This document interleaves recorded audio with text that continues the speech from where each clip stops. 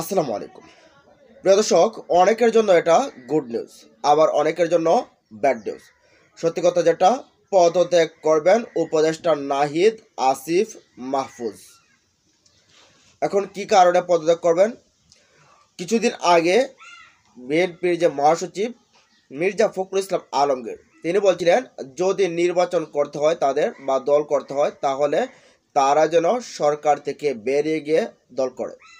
এর পরবর্তীতে তারা বলছিল যে আমরা দল করলে, নির্বাচন আগে দল করলে সেই আমাদের অবস্থান থেকে সরে গিয়েই পদত্যাগ করেই কিন্তু দল করব। এখন সেই বিষয়টাই কিন্তু সত্যি হচ্ছে।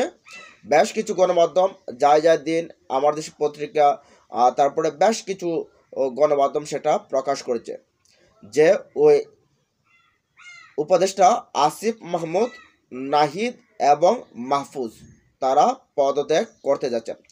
তো কিভাবে আবার যে তারা পদত্যাগ করলে তাদের সংগঠন, তাদের যে রাজনৈতিক সংগঠনটা আসতে যাচ্ছে সেটা শক্তিশালী করবে, সেটা তারা সেই চিন্তায় কিন্তু করছে। তবে এদিকে এই তিন উপদেষ্টা যদি উপদেষ্টা মণ্ডলী এই পরিষদ থেকে যায় তাহলে সেখানে ডক্টর ইউনূস কতটা বিপজ্জনক অবস্থায় পড়তে পারে, কেমন বেসব অবস্থায় পড়তে পারে, সেই বিষয়গুলো আলোচনা থাকবে। তবে আপনারা জানেন, এই যে আসিফ, নাহিদ, মাহফুজ এরা কিন্তু যে জুলাই আগস্টের যে অভ্যুত্থান, সেই অভ্যুত্থানের কিন্তু সামনের সারির নেতা ছিলেন এবং সর্বশেষ যে এক দফা ঘোষণা করেছিলেন, সেই এক দফা ঘোষণা করেছিলেন আমাদের যে উপদেষ্টা, তথ্য উপদেষ্টা রয়েছে সে নাহিদ ইসলাম।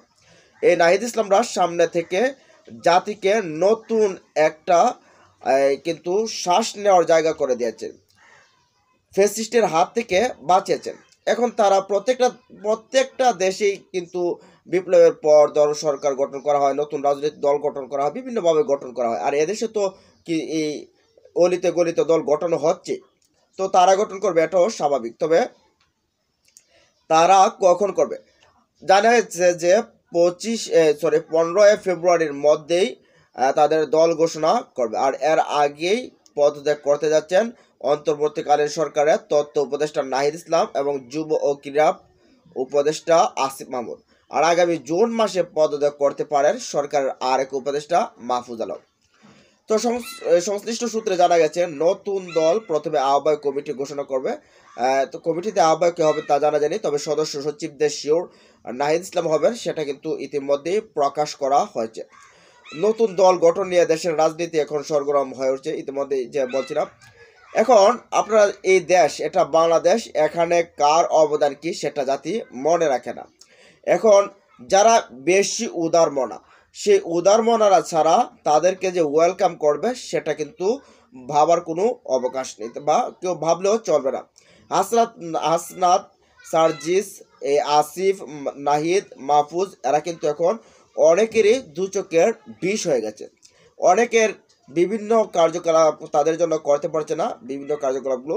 আবার দল গঠন করলে তারা ক্ষমতায় যাবে বা তারা এগিয়ে যাবে, সেই বিষয়টা অনেকেই মানতে পারবে না। কারণ এই দেশটার ভিতরে পারিবারিকতান্ত্রিক কিন্তু একটা ব্যবস্থা কিন্তু চলে আসছে, তারা তো চাইবেই না, বা এর সাথে সাথে অন্য রাজনৈতিকগুলো দলগুলো চাইবে না যে এই ছোট ছোট বাচ্চারা, বা তাদের ভাষাতে, মুরব্বীদের ভাষাতে ছোট ছোট বাচ্চারা দল গঠন করুক, ভালো কিছু করুক। তবে এ জাতি তাদেরকে মনে রাখবে, তারা 24-এর স্টেক হোল্ডার, তাদের জবলিতে একটা 24 রয়েছে, সেই জিনিসটা যাতে মনে রাখবে, হয়তো বা তাদের দল অনেক এগিয়ে যাবে। তবে এই বিষয়টা আরেকটা বিষয় যেটা জানা গেছে যে অনেকে বলছেন যে কথাটা, এখন আসিফ, নাহিদ এবং মাহফুজ আছে বলেই উপদেষ্টা পরিষদটা শক্তিশালী একটা অবস্থানে রয়েছে। এমনকি ডক্টর ইউনূসকে কেউ বেকায়দায় ফেলতে পারছে না। এমনকি ভারত যে কার্ডগুলো খেলছে তাদের কারণে এই কার্ডগুলো আসলে কাজ করছে না।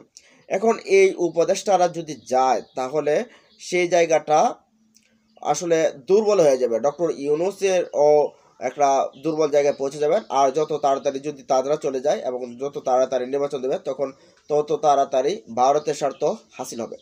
তো এই মুহূর্তে এই জায়গাটার ভেতরে অনেকে প্রস্তাব করেছেন, যদি আসিফ, নাহিদ, মাহফুজ এরা চলে যায় তাহলে এই জায়গাটা থেকে যেন পিনাকি এবং ইলিয়াস হুসাইনকে উপদেষ্টা বানানো হয়। তবে আমার মনে হয় না, কারণ উপদেষ্টা মণ্ডলীদের ব্যাপারে যেসব তথ্যগুলো দেন যেসব সমালোচনা করেন পিনাকি এবং ইলিয়াস, তাদেরকে বানাবে উপদেষ্টা, এটা মনে হয় না। কারণ এই যে উপদেষ্টা কিছু আসিফ নজরুল বা অন্যান্য যারা আছে তারা থাকতে এদেরকে উপদেষ্টা বানানো কোনো প্রশ্নই আসে না, তারা দেবে না। যাই হোক, বিএনপি মহাসচিব যেটা চেয়েছিলেন তারা সেটাই করতে যাচ্ছে। তবে আসলে সেটা বিষয়টা তাদের জন্য কতটা মঙ্গল হবে, অনেকেই বলছেন যে আসিফ নাহিদ যদি পরে দলে অংশগ্রহণ করতো নির্বাচনের পরে তাহলে ভালো হতো। তো নির্বাচনের পরে যদি অংশগ্রহণ করতো তারা তো এমপি প্রার্থীর জন্য দাঁড়াবেন, এমপি প্রার্থী হবেন, এমপির জন্য হওয়ার জন্য দাঁড়াবেন, তাহলে তো নির্বাচনের পরে এমপি হতে পারবে না, এটাও তাদের মাথায় রয়েছে। এখন তাদের আসলে ভোট ব্যাংকটা কেমন হবে সেটাও কিন্তু একটা প্রশ্নের বিষয়। হয়তো বা যদি কারোর সাথে সমঝোতা করে তাহলে পেয়েও যেতে পারে। আর এছাড়া যে আমাদের বিপ্লবীদেরকে মানুষ মনে রাখে না, এটাও মানতে হবে। তারা যদি মনে করে তাদের পেছনে অনেক কিছু রয়ে গেছে, তাহলে তারা এটাও ভুল ভাবে। কারণ এদেশের মানুষ প্রতিদান দিতে জানে না, না হলে এরকম এই নাহিদের সমালোচনা, আসিফের সমালোচনা, হাসনা সার্জিসদের এরকমভাবে হেনস্থা করা, এগুলো করা হতো না। তো যাই হোক, মোটামুটি নিশ্চিত বিষয়টা যে তারা অতি শীঘ্রই আসিফ মাহমুদ এবং নাহিদ ইসলাম তারা পদত্যাগ করতে যাচ্ছেন। পদত্যাগ করার পরে 6 মাস বা জুন মাসে পদত্যাগ করেন মাহফুজ আলম করবেন, মাহফুজ আবদুল্লাহ না মাহফুজ আলম জানি, সম্ভবত তিনি করবেন। তো আসলে তাদের চলে যাওয়াটা বিশাল একটা ফারাক একটা সৃষ্টি হবে, বিশাল একটা গ্যাপ তৈরি হবে এই কিন্তু উপদেষ্টা মণ্ডলীর ভেতরে। তবে যাই হোক, তাদেরকে ওয়েলকাম করছি আমরা, যে তাদের রাজনৈতিক কর্মকাণ্ড তারা চালিয়ে যাবেন সুন্দরভাবে। তবে তাদের কর্মকাণ্ড যাই করে না কেন সবগুলোই কিন্তু জনগণের কাছে প্রকাশ করতে হবে। অস্পষ্ট কোনো কিছু এদেশের মানুষ মেনে নিতে চায় না বা তাদের জন্য ভবিষ্যতে ভালো হবে না। নাহিদ আসিফরা রাজনৈতিক দল করুক, ভালো কিছু করুক, অন্যান্য যে চাঁদাবাজ আছে বা বিভিন্ন কিছু আছে তাদের চাইতে ভালো করবে, এটা অনেকে বিশ্বাস করছেন।